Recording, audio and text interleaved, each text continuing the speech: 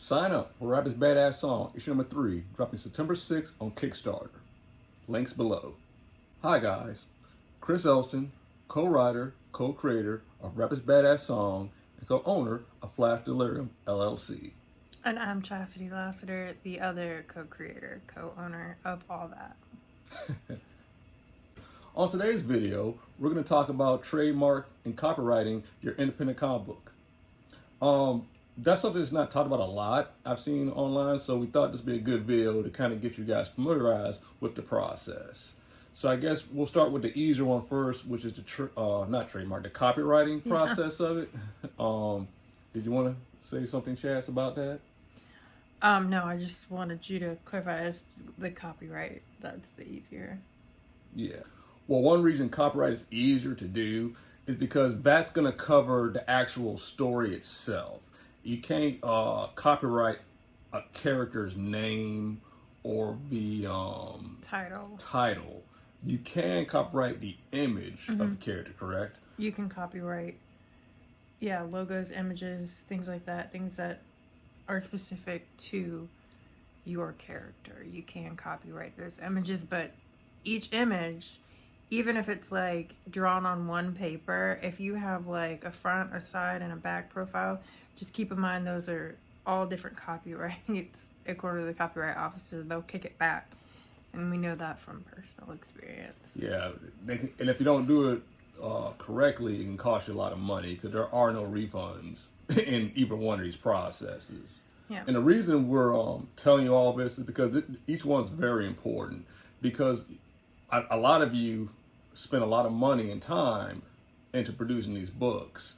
And you don't want to, spend like thousands on a book, get it printed, get it sent out, it's on a shelf, and somebody comes knocking on your door and says, wait a minute, we got something like this, and they got the paperwork, because it's going to boil down to who did the actual copyright and trademark papers first, correct?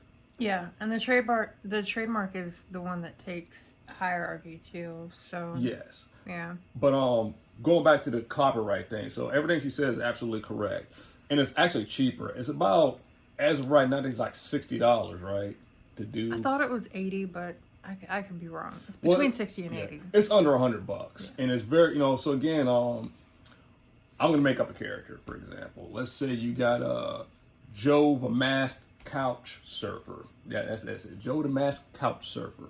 I'd read it. So let's say, all right, you created this character. You got the story. You got, you hire an artist, draw everything out. You're ready to go. Now, if you have the money, again, like this is a money thing, so copyright, you can put aside a couple $100 to do this. It's very important. So you write your whole story out, okay? You don't got to break down each issue and stuff. You can give like a generalized outline of the entire story on like a page or two. Almost like, remember in the other video how it says certain companies, if you submit your story to them, they want like a synopsis of the overall story. If you just do that, that will pretty much protect your concept overall. And you can always add to it later on as you grow your story out. But you write all that out, and you go to the website, and I'll put all that in the links below. I think it's just copyright.gov. I think it's copyright.gov, just to help them out. Yeah. But you put that in there, and I think you can either do it by mail or you can do it digitally. If you just send them all PDFs and stuff, that'll probably ease your route. I don't think. It's faster Yeah, too, because okay, it is faster. If you opt to do it digitally, it's like a month faster. Okay, see, yeah. That's why I brought her on this video. But yeah, so you would do that, send it off, pay the fee, and I believe it takes about 2 to 3 months, right, for them to get back to you? Give or take. I know they were behind. They're still behind a little bit because of the COVID business, but. Yeah, and hopefully everything works out, and you'll get a certificate in the mail saying that you have, copywritten Joe the Masked Couch Surfer, and the story is yours. So if anybody comes along with a similarity, you have some proof. And if you do the digital thing, you'll actually get the digital notification before you get the thing in the mail. Correct. So. And the same thing for the actual look. So if you're a kid, and again, remember, it's got to be a very distinct look. It can't look like Superman or Mickey Mouse. It's got to be its own unique Like thing. we did the schematic of how the mask works. Right. How, now, Yeah. for example, Rabbit's Badass Song, for y'all to have read the book, he wears the mask. That's what makes him him. So we actually did like drawings and stuff and sent that off. And even though there was a front and a side and a back, those are all the copyright office. Right. Even though that's on one page and it's one schematic, they consider that 3 images Yeah, that and they're have to be gonna copyrighted. reject And that's it. 3 charges. Right. And if you mess that up, you don't get your money back. So, if you're on a budget, if you have your artist, just draw the front, him in a cool pose like that. You can just start from there, send that off, and hopefully that'll be copywritten as well. So those takes care of those things. All right. Trademark. Now, the trademark, this is a big one, and I really hope you guys listen to us and take this all in, because most of you are doing your independent books. This is a business for you guys. Wherever you're doing the Kickstarter route, Indiegogo route, most of you probably have your own little production, your own little, comic book company.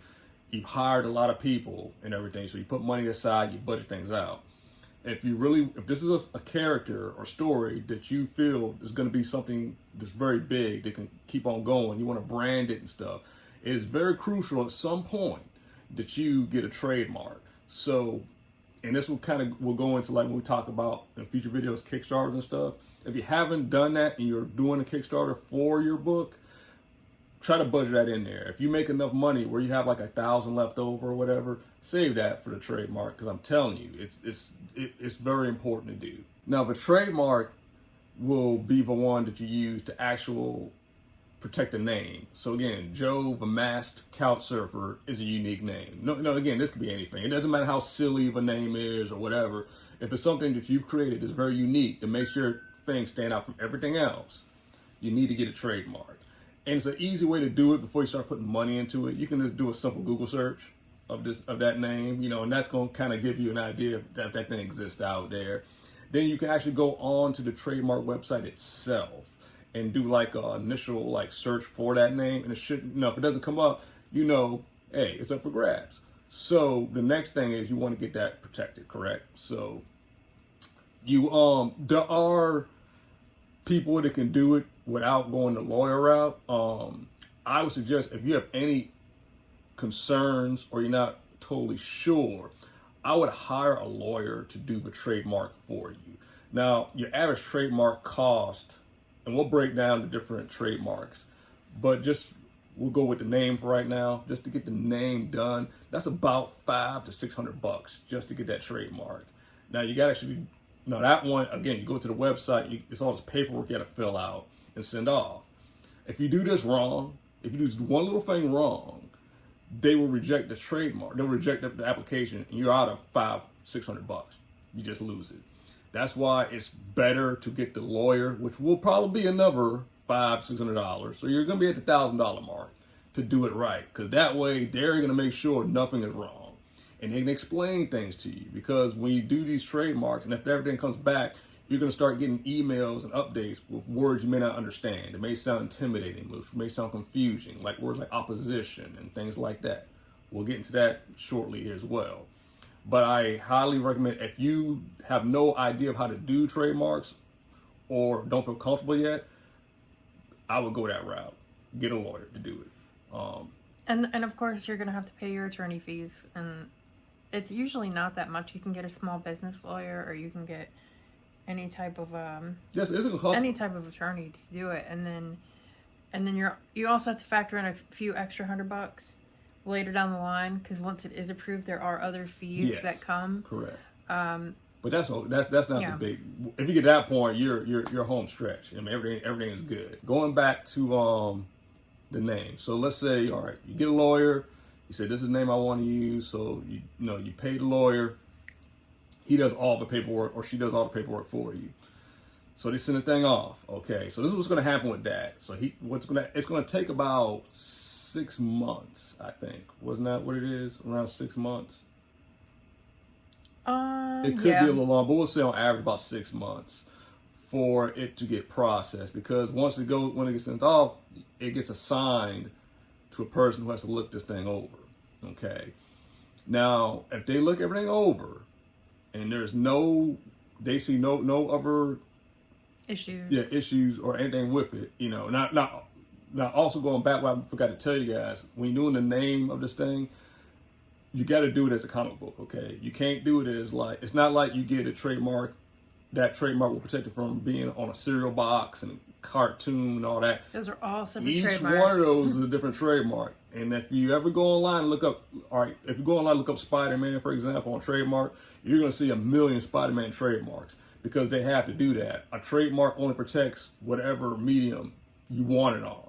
Yeah. Okay, so obviously it would be harder for someone to argue if you have any trademark at all. Yeah. Mm-hmm. But, of course, for like big names and big companies, each one of those is a trademark. Correct. Yeah. So in this case, we're all, you're independent creators, so you want it to be on a book, so you would go for that trademark. And these are questions the lawyer will ask you and everything, and they'll do all the paperwork for you. So the thing gets sent off, and let's say everything comes back good, okay. So then it goes into the opposition period. And what that means is, so let's say after 6 months, everything's good. For 1 month, it's I think, what do they call, like a trade post or something they put up? They do it. Something like that. Yeah, the trademark puts up. They're gonna put your title in that. So if there's anybody out there in the that has something similar to it, within that month they can dispute it. They say, wait a minute, I got a book that has that very similar name. We can't have this. So at that point, this is where the lawyer comes in. Yeah, that's where the lawyer comes in. Luckily, we didn't deal with that. Everything was clear irons. I don't know exactly what happens at that point. I'm assuming, it's not all hope is lost. Again, that's why you need a good lawyer. They will tell you the proper steps if it got to a point where somebody tried to dispute your trademark. But 9 times out of 10, once you get to that point, you're good. You're going to wait the month out. Then the lawyer says, hey, congratulations, you now own this name. So after that, you're supposed to, I think within a month or two, depend if you get a published or not. If it's unpublished, you got time. But if you plan on publishing your book and stuff, you need to get a copy with the name on it. You need to get a picture of it for him or her, and they can send it off to the trademark so it's documented. It just shows its use and how it's being used, that it's being used in the correct way that you filed. Correct. And now another thing about trademark, remember, it only lasts, how long? Is it 10 years? Mm-hmm. So every 10 years, you got to renew this stuff. Every 10 years, you got to renew your trademark. And I know some people will argue that, my book's not big enough, I don't need to do all that. You say that, but, and I remember I said in my video before, there's no such thing as overnight success. But if you are a person who, that happens, boom, you got like this next Walking Dead thing, it's a phenomenon, and you don't got that thing trademarked, that can get ugly. You can look it up online. There's been lots of stories over the years of people who didn't do the proper channels to get their thing protected. With big publishers. Because that's another thing. You get picked up by, if you did submit your book off to Image or Boom or whatever, and they picked you up, they're not going to look into that stuff. They're going to pick your book up and assume you took care of all that. That's another thing you got to think about too. But it's very important. It just saves a lot of headaches. Now, if you're in a collaboration like us and there's like different people involved, that's another thing as well. And it does happen, regardless if it's a trademark or a copyright, there's forms for like if it's multiple people attached to that property. And that, again, if you get, once you get ready, you can, so a lawyer can help you guys out with that as well. That's something else. You can't have multiple people attached to an IP. Mm-hmm. If somebody, it's like a 50-50. You can do it under a business entity, or you can do it under your individual name. Yeah. A lot of lawyers will tell you to do it under the business entity, but from what I've read, that's how when businesses go bankrupt, that's how they lose their trademark. Aside from the name, now the actual what's the other thing we got trademark? Like, it had like a slogan. Let's say like it's couch surfing time. I don't know, something, it's whatever. If he had like this fancy little slogan he uses, I believe you can get that trademarked. Because it's like I don't know, what's something popular that has like a famous line? Like nobody can say it's morphin' time. You get sued for that. That's a Power Rangers thing. Or Avengers Assemble. You can't have like Super Team Assemble. That's I think you can. I don't think you can unless it's a parody. I could be wrong with that one. That's what we could get a lawyer. Another tricky one. Now, when it comes to being a parody of something, like you got Scary Movie, you got Scream, things like that. I believe that gets a little tricky too, you know, because again, like there's a lot of spoofs of Superman out there, you know, and but there's certain things that make Superman, obviously, like the red, no, the symbol on his chest, the cape and stuff, like he's from an alien planet. You know, there's certain very distinct things that you can't take. Just like Spider-Man. Spider-Man's a perfect example. You know, we couldn't make a guy who gets bit by a red spider who creates a machine that shoots out webs out of it. And he wears, like, you know what I'm saying, like his uncle, he has an uncle that gets killed. I mean, you know, and he decides to become a hero. You run a good chance of getting sued and losing miserably. So, you know, things like that, you know, very distinct things, you know, but you can't have a guy who has spider powers. There's no, you know what I'm saying? You can trademark that, but it's got to be very unique, and you can't be similar to anything else out there. So that's the important thing. So again, a lot of you guys out there, I've seen your stuff. You got very unique stories, and I know a few don't have the stuff trademarked or copywritten. You know, and if you're making money off these campaigns, you're doing yourself a good favor by just doing that. Because again, at this point, it's a business thing. I get it, though. It is expensive. It's expensive, but it protects you in the long run. But you can spend a lot more and lose a lot of money in the long run if you don't do this, you know. And this is part of being a business person, you know. And we'll talk more about that too. Just not only being a creative, but also being a business person as well, because that's very important if you're gonna be the independent route. You know, you gotta understand these things. And just don't be naive to certain things, especially if you're gonna get with a newer publisher you're not really sure with. I'm not talking about Image and Boom and all them. I'm talking like there's a lot of smaller publishers. Some are really good, but you don't want to start signing paperwork or start soliciting ideas and stuff without protecting yourself, because things can get bad. But yeah, that's pretty much what we wanted to talk about on this video. It goes more in depth, or like just filling out the paperwork and stuff. But again, what we just told you, that's where you need to go with it. The copyright thing, you do yourself. That's no problem. But that trademark thing, I really feel that you need to take that seriously, and if you don't have the money, at least start saving some up for it and do that. And again, if you want, you can do additional research online about a trademark in general. But it can get kind of weird because again, there's a lot of words I've used that may be a little confusing. But I think that's about it. You got anything else to add? No, I mean, there are a lot of people out there who file their own trademarks all the time. They do it themselves. They get them back and they have no problems. And that is great. And I wish I were you, but I'm not. So we went the lawyer route. And I feel like it was a lot less of headache and stress for that, too, because you don't have to sit there worrying, did I check the right box? Did I, dot all the I's and cross all the T's? That's taken care of, and that's one of the benefits. So, if you can afford it, I mean, it's expensive either way. So if you can't afford it, the lawyer route, it's the easiest way. One more thing, because this question may come up. Somebody may say, well, what if I got like a team book? I got like a X-Men type book with like 50 different characters on and stuff. How am I gonna trademark all that? So that's all right. That one right there. Obviously, but team name. If it's a very unique team name, get that trademark. And it goes back to copyright. Make sure as detailed as you can in those pages. Write every little thing about all these characters. You know what I'm saying? Like, this guy can do his power and stuff, or what's going. So at least you have that. And it's gonna take time. You know what I'm saying? Again, and at that point, if the book does really well, or over time, you have successful campaigns nonstop where you're getting all this extra money in. At that point, you just got to piece it together. You got to, and just take a hierarchy with characters. Like, who's the coolest character? Who's your character that this guy, this is my main guy. He's so unique out of all of them.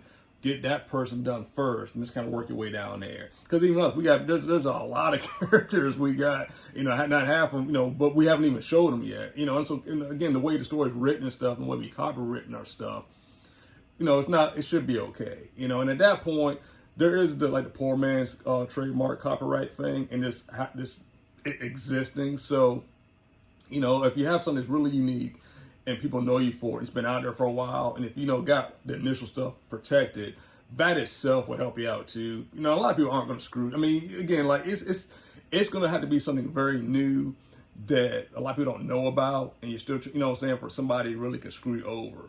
But, you know, especially if you're on a team of people, you know, that's really a thing.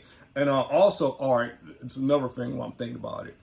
Now, if you created this thing, all right, if you're a writer, all right, you created this character, I strongly suggest when you bring an artist on, have that thing as detailed as you can. So the artist, unless you got it worked out that way, but the artist is doing a rendition of what you created, all right? Even if you got to draw like a crude stick figure drawing of this thing, because that way it'll show that, all right, you created this, and the artist is kind of help, you know, redefine it, you know, bring it to life. It is a collaborative effort, you know, and they do contribute to creating the character to a point, but the original idea and concept is yours, okay?